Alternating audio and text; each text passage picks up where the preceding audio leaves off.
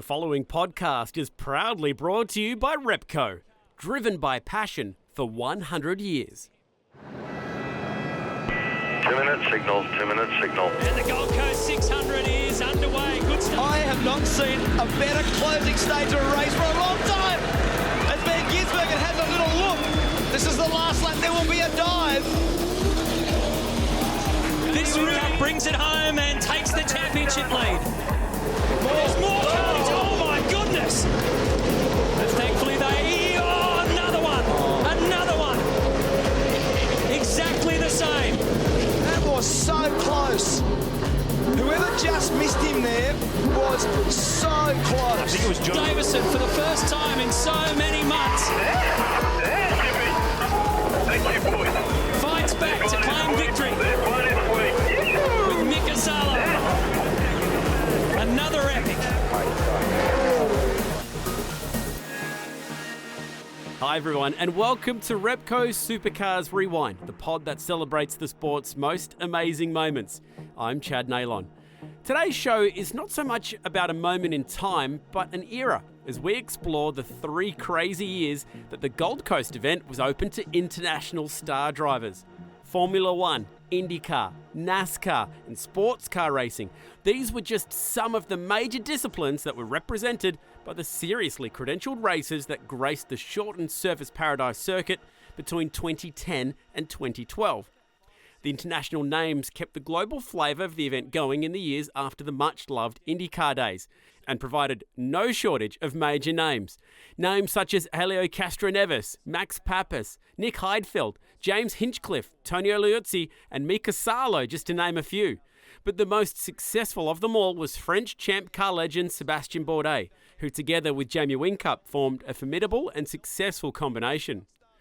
To help me turn back time and understand just how special it was to have drivers of this calibre on our shores, a pair of team bosses, Tim Edwards and Ryan Walkinshaw. Together, we'll delve into the highs and lows of those 3 years, such as Ford Performance Racing's triumphs in 2011 and 2012, and the devastating loss of Indy 500 winner Dan Wheldon in a shocking crash just 1 week prior to what would have been the Englishman's debut with the Wheldon Racing team in 2011. So journey back a little over a decade with me as we relive 3 years of international star power on the streets of Surfers Paradise on this episode of Repco Supercars Rewind. 2-minute signal, 2-minute signal.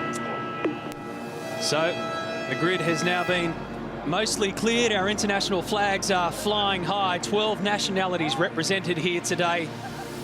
What has been an outstanding weekend of motorsport. And the V8 Supercars taking pride of place on the streets of Surfers Paradise. Let's check out the Fuso start grid and run you through some of our co-drivers as well. Winterbottom and Wheldon and Richards and Will Power form an all-FPR front row. Tim, pretty cool to go down memory lane for a moment and just relive the time that we had massive international drivers driving here at Surfers Paradise. Can you give us a bit of background on how that all came to be? Well, I mean, look, I was on the board or commission at the time. I can't remember which was. I think that was probably roughly where I was changing over from the board to the commission. But obviously, the event came off the back of having IndyCar here and, a much bigger international flavour to it. And I think it was, the Queensland government were keen to have an international element, to continue with the event. And that's where we came up with the idea of, well, let's put international co-drivers in the car. And, it was sort of a loose suggestion at first, but it didn't take long before all of a sudden, we all started making phone calls to people we knew around the world, and the consistent response from, some of the, Jacques Villeneuve and people like that, and obviously, Mick Asalo was, shit, yeah, I'd love to be a part of it, so it was, we got a pretty quick take-up of some massive names of world motorsport, and away it went. Walkinshaw Andretti United owner Ryan Walkinshaw. Yeah, look, it added a real nice bit of excitement around the Gold Coast event, especially after the IndyCar series stopped racing there with us. Having those international names was a good way to try and capture some of that international excitement and keep it in the Gold Coast without actually having to go to the expense and obviously the huge costs associated with actually moving a huge series from the US over to Australia and back. It's a logistical nightmare. But being able to have some of those drivers and some NASCAR drivers and some Euro drivers and some, washed up F1 drivers and all that sort of stuff around the Gold Coast and driving our big slugs around that street circuit was pretty cool. It was difficult sometimes for a team owner because, as everyone will remember, there was a lot of carnage that came associated with that, especially on such a sketchy track as Gold Coast is for crash damage anyway. But for the fans, I'm sure it's pretty awesome. Got some good memories from it. In all, 18 international drivers flooded the grid for the first global supercars race in 2010. It was a toe-in-the-water approach to what soon expanded to a full international field of co-drivers in 2011. The mix of local and overseas talent was a sure recipe for entertainment, but nobody expected that it'd be a former Formula One world champion who set the tone for how this new era of supercars racing was going to go down. This is the day that the world has come to play with the V8 supercars.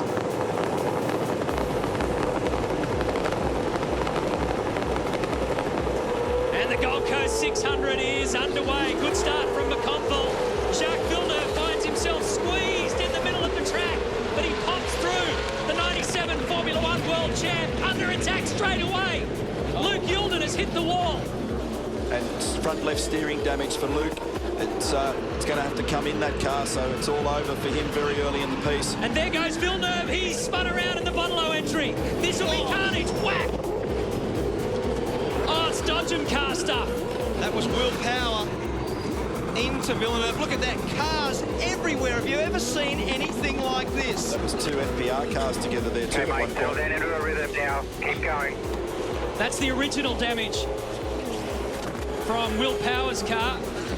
Will Davison is locked up in that. Car 10 as well. That's Mika Salo. Flag, safety car boards and flag, safety car move out onto the circuit. And there's an unsurprising call. I've never seen anything like that. Despite picking up a 10-second penalty for their part in the opening lap drama, Garth Tander and Cam McConville prevailed in a stacked field of stars. The following day turned out to be a supercars classic. FPR had locked out the front row for the start, but it was the finish of this race that will be remembered for years to come. But we'll get to that in a minute. This is on. It certainly is. Stephen Richards on our left, Luke Wheldon on the right. Behind them is Warren Love and Steve Owen. Can they get through this one unscathed? The two FPR cars side by side lead them down. Trouble at the back. Also, Jason Bright in big trouble. He's dropping a bunch of spots. They had a broken axle with that car yesterday. Through the chicane the first time. The Trading Post car is basically neutralised. Down around turn 4. This is where all the drama unfolded yesterday. Unbelievably, they've all gone through cleanly. The FPR duo led the field until a safety car led to some earlier than expected driver changes. The rush to get drivers ready in time seemingly caught out the leading Fords. It is something different, something Will Power has never done. He doesn't normally sit there watching someone else drive his car a car for half the race, and then he's got to jump in. So it's certainly, and that was the case with most of the international drivers we got out. And so, yeah, look, it's critically important at those enduro races, but you always have set windows where you would or wouldn't change drivers, and that one came at a time where tactically we probably wouldn't normally have changed drivers, but then from memory it became apparent that, well, everyone else was going to, so you just go, well, shit, we just go with the rest, you go with the norm. And unfortunately, Will wasn't ready and, not used to getting dressed in a very short space of time, which obviously our guys are. They know at Bathurst that every time the car goes past, well, they've got a couple of minutes before it's back again to get their gear on. And so they're more conditioned to it, and they're probably more alert to it and things like that, because it's what they've grown up doing, and it's not something Will's grown up doing. And I can't remember the exact circumstances about what happened at the time, but yeah, it wasn't good. Thanks, Barretts. Just while you were talking, we were watching Will Power, car 6. The lead car, look at this, it's a traffic jam again in pit lane. They're stacking him and racking him at Team Vodafone. So Will Power was having a lot of trouble there. He wasn't ready. No. Neil Crompton was just saying a second ago, we saw Jamie Whincup in the pit area, not ready to go racing. And obviously Will Power has been in the garage Steve Richards has come in, and now right behind there's another one queued. They're queued everywhere. There's absolute chaos down there. Here we go. It's a domino effect too. So we saw Patrick Long ready to go racing 3 or 4 laps ago, and they're still waiting for willpower. I mean, they've dropped the car and they hadn't even shut the door. And the other car's been affected. With a mix of main game drivers now on track with some of the international co-drivers, the potential for incidents was increased, and it didn't take long. The first was between a slowing Andy Jones and a fast-arriving Scott Dixon in a Kelly Racing Commodore.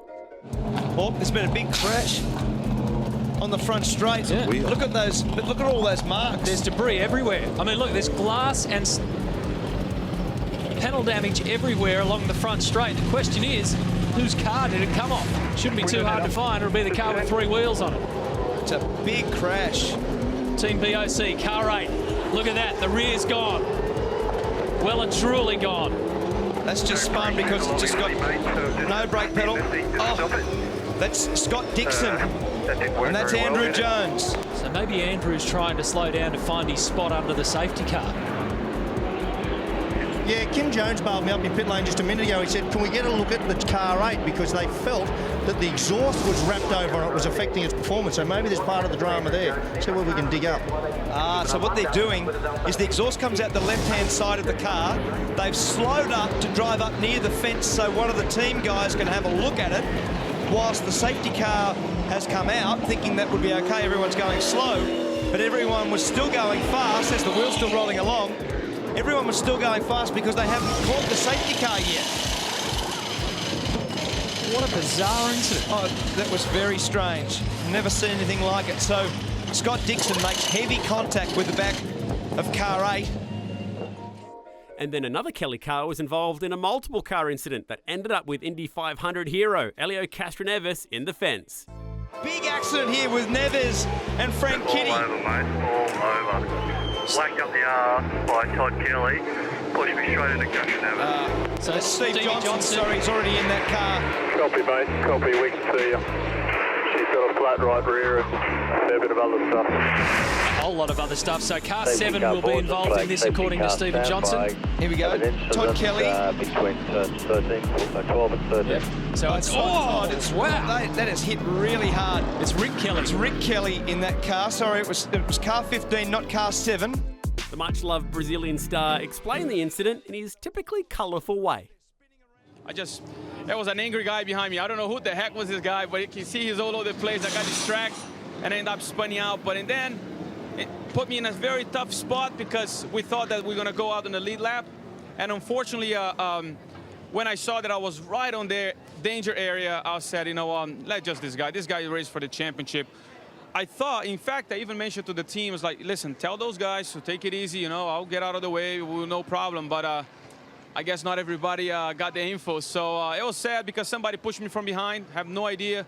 I think it's just mentioned, it's only 50 laps, still 50 laps to go. Whoever took me out or got impatient, I mean, it damaged his race as well. But I was just trying to get out of the way. It's a shame. I feel terrible because obviously I don't want to hear crash cars. I want to just learn. Once the race finally settled down, it was Jamie Whincup out front, and as the laps ticked by, a young Kiwi by the name of Shane van Giersbergen set the Team Vodafone Commodore in his sights. What transpired towards the finish of this race became known as the moment the now multiple series champion and Bathurst winner arrived on the scene. So, and the guys are encouraging him. The guys from SBR are saying there's the contact. You can see the steering wheel movement there from Whincup. The guys are saying he's got a championship to think about. Let's keep the pressure on him. Let's keep the pressure on him. This is intense motor racing. When does this young Kiwi have another crack? Oh, my God, he's so close. He's so deep. And Whincup somehow continues to keep his cool. He won't be happy with second, I can tell you after this battle. He wants that first spot. Whoops. Oh, that's a little mistake. This is a superstar drive, and he can stamp it with victory against Whincup if he can pull him in. New Zealanders are saying that this is the best kid since Jim Richards, so it's a big rap. Van Gisbergen to be saying, gee, I hope Jamie makes that mistake again. Oh, exactly. And I'm going to be there when he does. And I'm going to help him like that. I'm going to help him make that mistake. He's up the inside. Don't make contact now. Don't make contact. Down the front straight. He's got him. It's a duel for the lead. Whincup versus Van Gisbergen. The Kiwi against the defending series champion. This is an almighty dive into the chicane. And they make contact. Both of them go through and car number 1 pops out in front. It's not done with yet at turn 4. Van Gisbergen keeps going. Come on, buddy, go for it. Keeps pushing. Just go to reserve too, please. They've got nothing left in the tank. Go to reserve, keep it in front, but go to reserve. Great driving, great driving. I have not seen a better closing stage of a race for a long time. As Van Gisbergen has a little look. This is the last lap. There will be a dive. The thing you can do is give him a serve. He'll bump him here. He'll bump him, run him wide. He can't do it. Whincup's going to hold on. Whincup has fought off an extraordinary battle, and he takes victory in a race to remember. What a race. Great work, boys. Repco Supercars Rewind will be back soon after these short messages. There's a lot of history hidden at Repco, so listen up, because this ad will be gone in 30 seconds. See, some people reckon we got 10W30 in our veins. Or if we look to the skyline, all we see are falcons, bluebirds and 200Bs. The truth is, we've got an unexplainable bond with motoring. Any Mark, Dick or Jamie could tell you that. So dart in store or online today for great deals. Repco, driven by passion for 100 years. If you're loving this podcast, you should check out Supercars' other podcast offering, The Cooldown Lap. It's available the morning after each Supercars event. Super Archive is the place to enjoy all your favourite old races. It's available on the Supercars YouTube channel. Make sure you follow us on social media and stay up to date with all the latest news, exclusive video content and live timing at supercars.com. Tickets and hospitality packages are available to ensure you have the best seat in the house at your favourite track. And if you're an overseas fan of supercars, a SuperView subscription is a must for live, uninterrupted supercars action. Now, let's get back to the pod.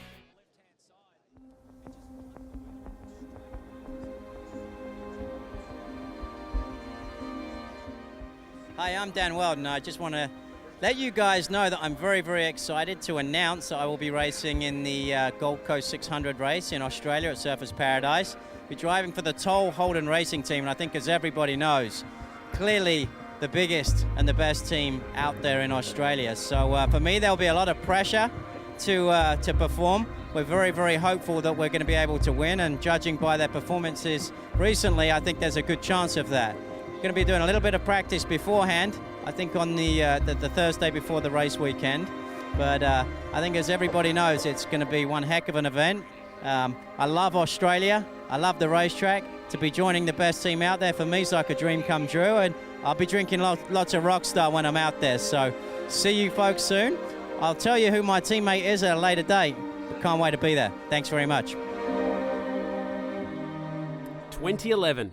And for the first time, the Gold Coast 600 would see international drivers listed as co-drivers for every entrant in the field. Some familiar names from the 2010 event were set to return, but one name stood out on the entry list: Dan Wheldon. The announcement that Wheldon would pair with the defending series champ James Courtney came 2 months after he won one of the biggest races in the world, the Indy 500. Tragically, he lost his life in the IndyCar season finale in Las Vegas just 1 week prior to the Gold Coast event. This is James Courtney speaking the day after the incident.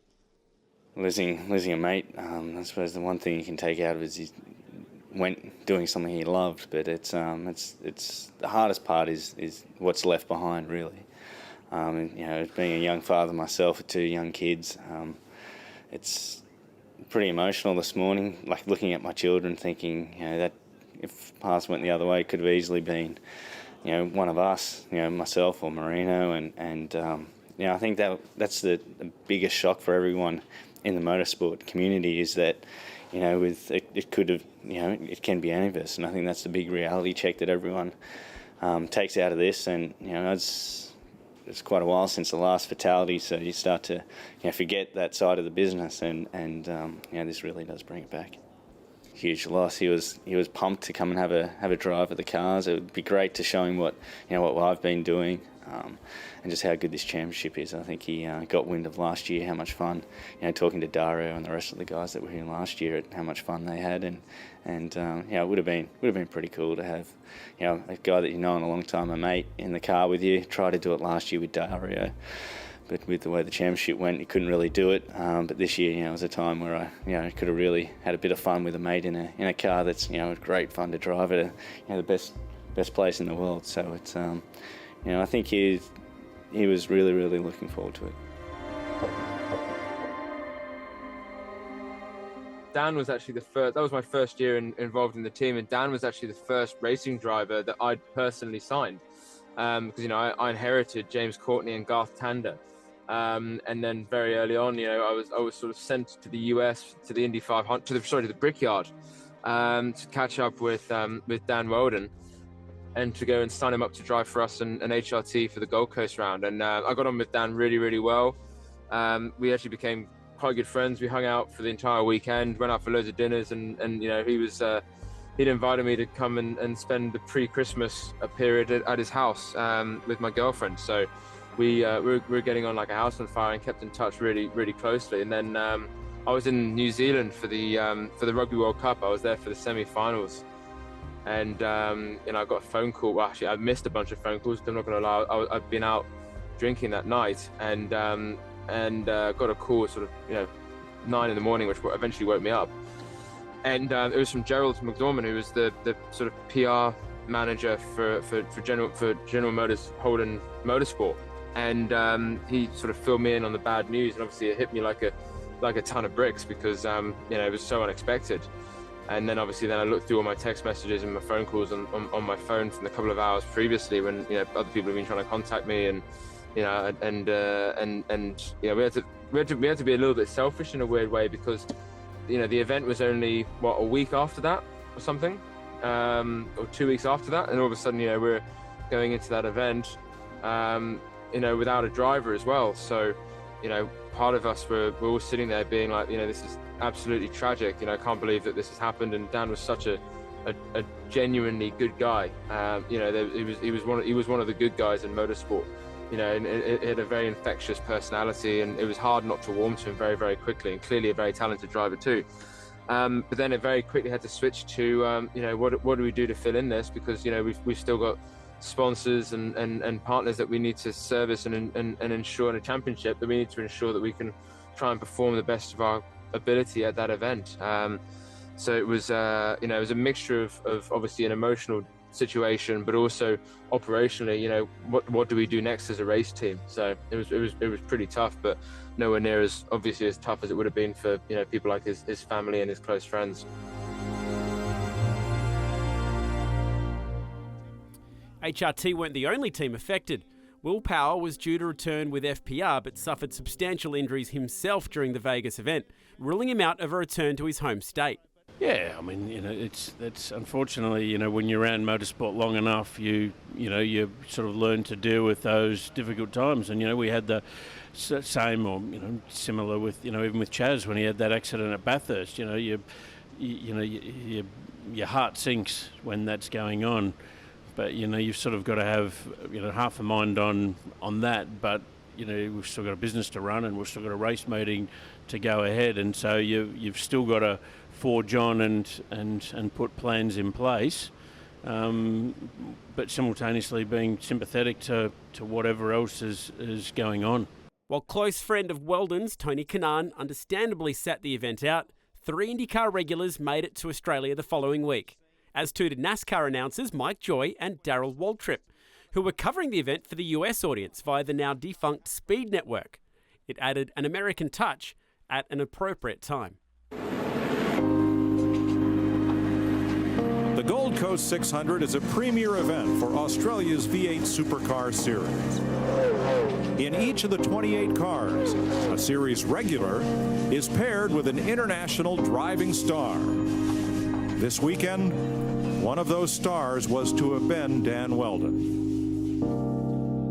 Yesterday, led by the 3 IndyCar stars that have come to Australia to race this weekend, all 56 drivers and series officials gathered to pay tribute to Dan's memory and to unveil the Dan Wheldon Trophy, a permanent award that will be presented to the winning international guest driver at the conclusion of today's event. With an underlying tone of racing in Dan's memory, the lights went out on race 21 of the championship, fittingly with some of Champ Car and IndyCar's finest on the front row. Bourdais at the front, Ryan Briscoe, the Australian, next to him, Mika Salo and Boris Set on the second row of the grid, and Mark Lee, the German, couldn't get it away. But a good start from Sebastian Bourdais as the world comes to the V8 Supercars. They go down to turns 1, 2 and 3. Despite a few tricky safety car periods, Bourdais and Whincup controlled the race. Behind them, and this time it was HRT's turn to get the driver change strategy slightly wrong. So Ryan Briscoe's...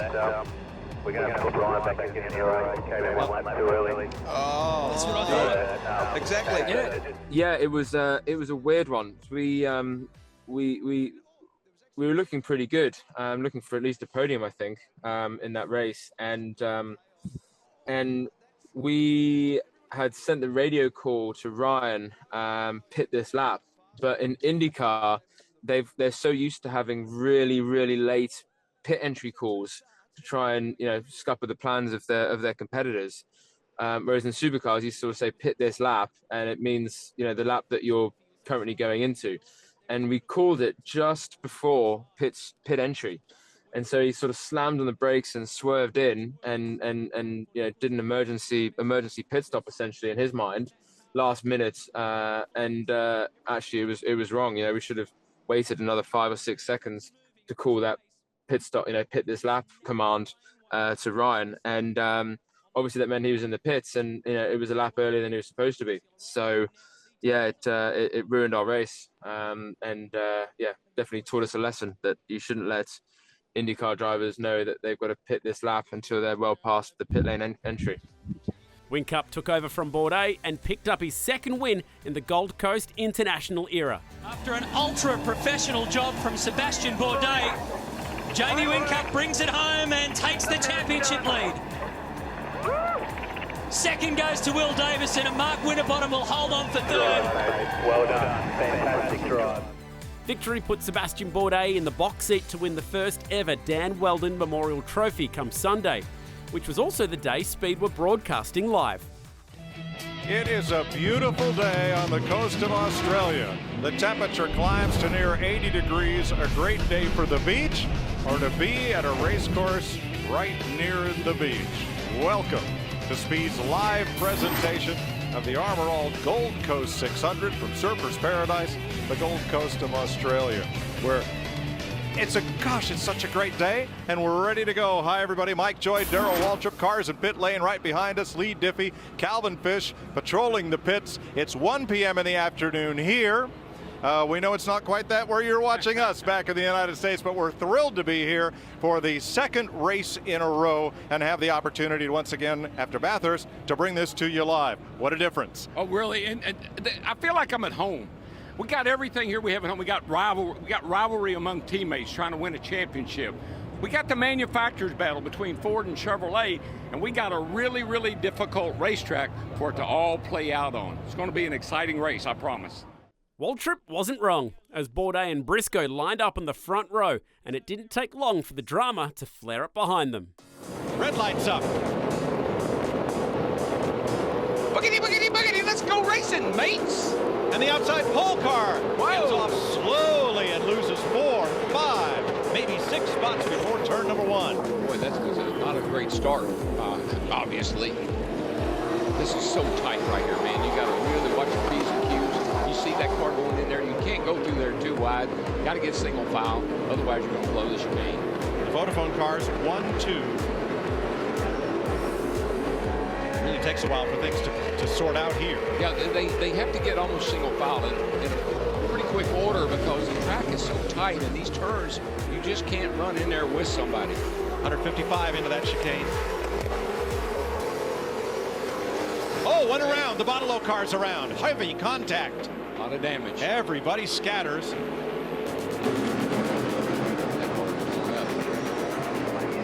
Christian Clean. has spun, and as we saw in the Ute race earlier today, the front end just pretty well torn off that car. Halfway through the race, and there was more trouble. These guys are getting a little bit irritated with each other. We see some contact here. Dean Fiore is in defense. I think the patience may be running a little thin with some of these guys. Now I say Fiore, that's the regular driver on that car. Gianni Morbidelli is still in the car, and it's because they had to make a stop for tires early. So he's trying to run out a full 2 stints, and he has come up short. Yeah, he has no intention. I don't think he can get the car cranked. It's backed up in there pretty hard. See what happens here. Oh, he got turned around. Turned around by Liuzzi. Yeah, actually didn't hit as hard as I thought it did. Now, all the teams have access to these same video feeds, so they anticipate a safety car period. Stuck hard against the wall, and with no simple way to turn around, Morbidelli drove back up the circuit to the nearest turn. Coming the other way was Jason Bright.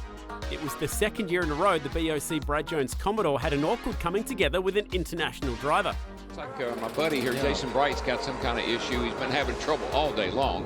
Whoa! No, I see what the problem is now. What in the world? That is a blind corner, and of course, and the car's coming up the wrong way, and you absolutely would not expect that. And Jason had nowhere to go. That's the dumbest thing I've ever seen. Once the pit stops had cycled through, Mark Winterbottom emerged as the leader.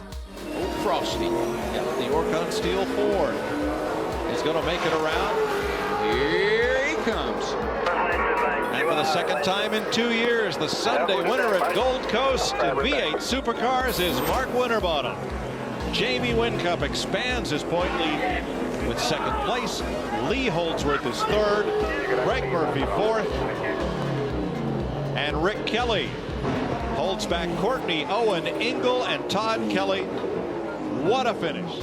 Second place enough to earn Bourdais the inaugural Dan Wheldon Trophy. Sebastian Bourdais. Seb, I know it's been heavy hearts all the way around in the motor racing fraternity this week, but must be nice to get a solid result here today, the win yesterday, and pick up the Dan Wheldon Memorial Trophy for you. Yeah, it was really tough out there all weekend, you know. But you know, we try and put on a good show for Dan and for the event, and you know, life goes on. But it was a bit tough this weekend, I have to say. Thanks, Seb. Let's move to Lee. The same rules remained in place for 2012. It would end up being the third and final year for overseas invitationals, and it's fair to say the year that instantly comes to mind when thinking of the international experiment. Aaron Noonan has joined us in the commentary box. And you've got a wealth of knowledge on all of these co-drivers, Noon, so we're going to pick your brains on all of them. And there's a range of drivers, Matty, who've not done a standing start for years. They're used to rolling starts in Indy cars and sports cars, so don't be shocked if 2 or 3 of them don't go anywhere quickly. So here we go at the front of the grid. Sebastian Bourdais in the championship leading car. There's Mika Salo next to him. Behind them, Graham Rahal and James Hinchcliffe. Hinchcliffe got a pretty good start, but now he's stopped dead. He's stopped dead and he's been run into straight up the back from Lucas de Grassi. There's more carnage. Oh my goodness! That's Ricky Taylor in the second Fujitsu car. It was Tonio Liuzzi that made the contact. Car 33. Red flag. Let's require the cars to just stop at pit lane entry, just adjacent to pit lane entry, while we just sort out this incident on the starting grid.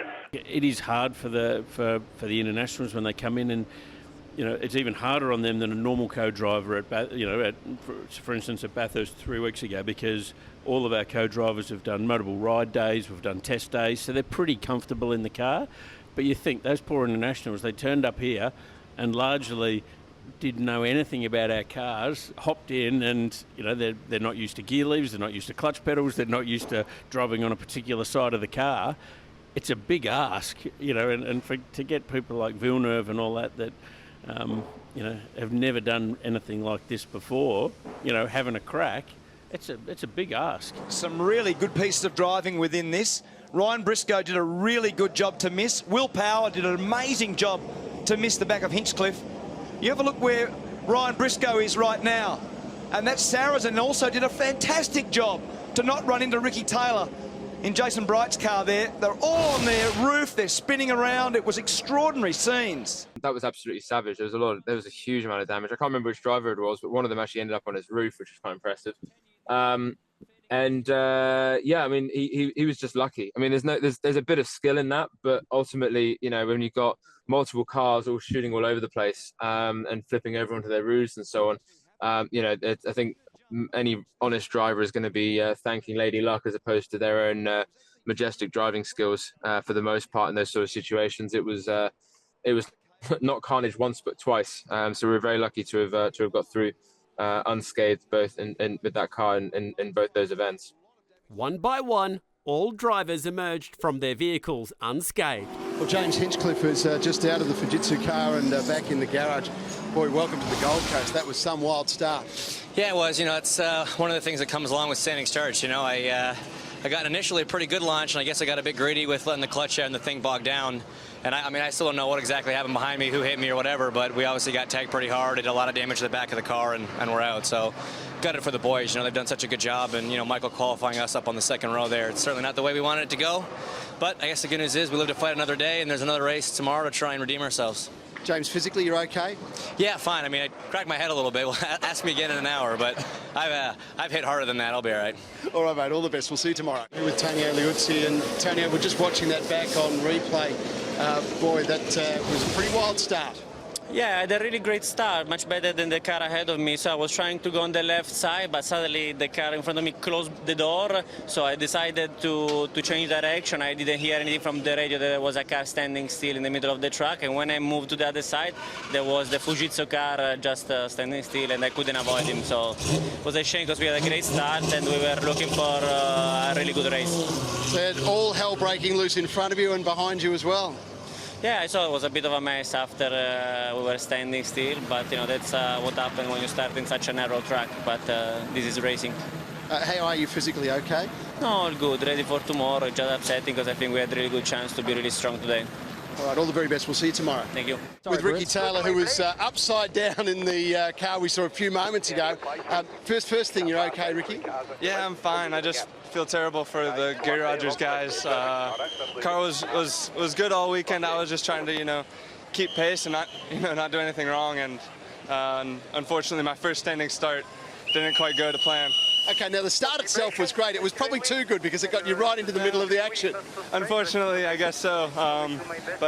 Yeah, really enjoyed my time here with the Gary Rogers guys, and was really looking forward to it. But just got right behind someone, and last minute couldn't get out of the way. So feel bad for all the Gary Rogers Fujitsu guys. Try to come back, get them again tomorrow. Rest up. We'll see you tomorrow. All the best, Ricky. Thanks very much. The delay took 27 minutes, but finally the race was ready to be restarted, albeit with a few empty grid slots. And incredibly, it happened again. Green flag, green flag. Okay, let's see if we get a clean one this time. Bourdais and Salo at the front. Ray Hall behind them.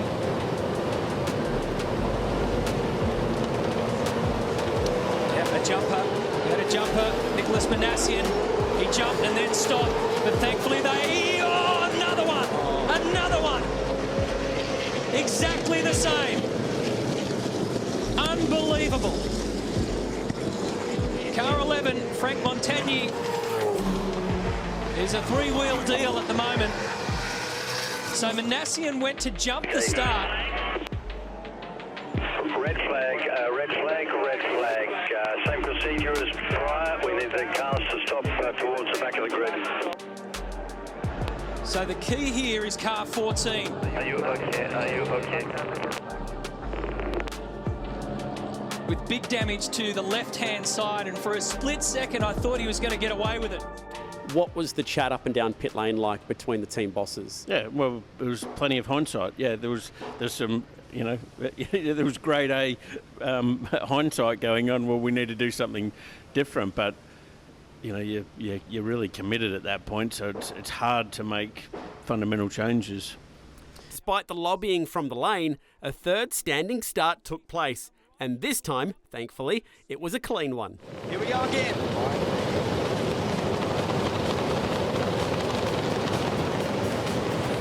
Hold your breath. Let's see if they can get away this time. Will Power this time was stuck on the inside. But down to turn 1, Mika Salo has taken the advantage, and Graham Rahal has gone around the outside of Sebastian Bourdais. There was contact. Richard Lyons, a heap of guys have run through the chicane. They'll be okay with that.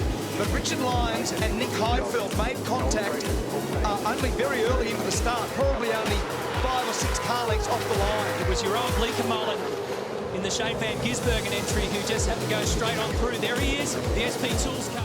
After nailing the third start, Mika Salo led the early laps up until handing the FPR Falcon over to Will Davison. Thankfully, Mika survived an awkward trip over a tyre in pit lane, but Will wasn't quite so lucky on track. Oh, no! Davison in the fence! Oh! He'll be lucky to get away with this. That was so close. Whoever just missed him there was so close. The mistake took the pressure off Whincup and Bourdais, who went on to rack up another Gold Coast win. Whincup won't make a mistake from here. And with the help of the ice-cool Sebastian Bourdais, Jamie Whincup gets his 60th race win. Great work. Yeah, that race should have been easier, but top driving, brother. I love your work. For FPR, they were able to turn their fortunes around on Sunday, make amends for the race that got away the day before. Will Davison had revenge on his mind. After a disastrous day yesterday that started on the front row of the grid and ended in the wall, he had a job to do today, and he's come out and done it. He's held off Jamie Whincup and Mark Winterbottom. And Will Davison, for the first time in so many months, fights back to claim victory with Mika Salo. Another epic.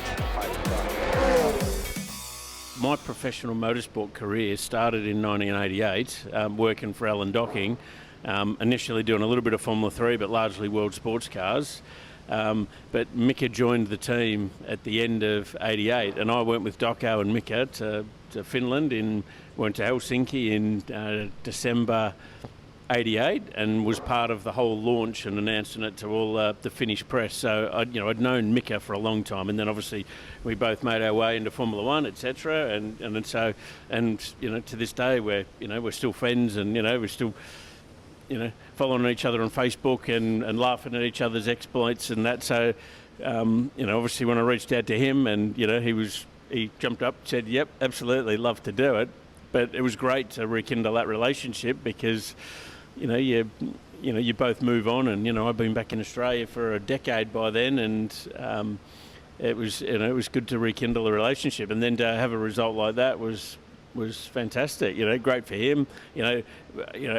My contract with all my drivers is we keep all the trophies, but he said to me on the Sunday night, "Can I please keep the surfboard?" I said, "Sure, take the surfboard back with you on the plane." So he's proudly got his Gold Coast surfboard hanging on his house somewhere. Mika, nice to take home a Gold Coast surfboard. Good reward for a couple of good quality drives for you over the last couple of days. Oh, it's great. I got one from last year. It's a second only, so that's only second. So now we got the first one, and thanks a lot. Thanks a lot. It was a great weekend. Yesterday was a bit of bad luck, but it was good to bounce back today. Thanks for listening to Repco Supercars Rewind. Repco, driven by passion for 100 years. And a big thank you to Ryan Walkinshaw and Tim Edwards for chatting about a great era of the sport. Supercars returns to the streets of Surfers Paradise once again after 3 long years away. And for the first time since 2009, the drivers are racing solo. It's the Boost Mobile Gold Coast 500, and you can check out all the post-event chat on the Supercars Cool Down podcast. It's available first thing on a Monday morning after each event. Now, this is typically where I say thanks for listening and catch you next time, but in keeping with the international flavour of this episode, I'll leave that to Mike Joy and Darrell Waltrip. For Calvin Fish, for Lee Diffie, for Darrell Waltrip, I'm Mike Joy. Thanks for joining us on Speed for our second great live presentation of the Australian V8 Supercars. Good day, mate.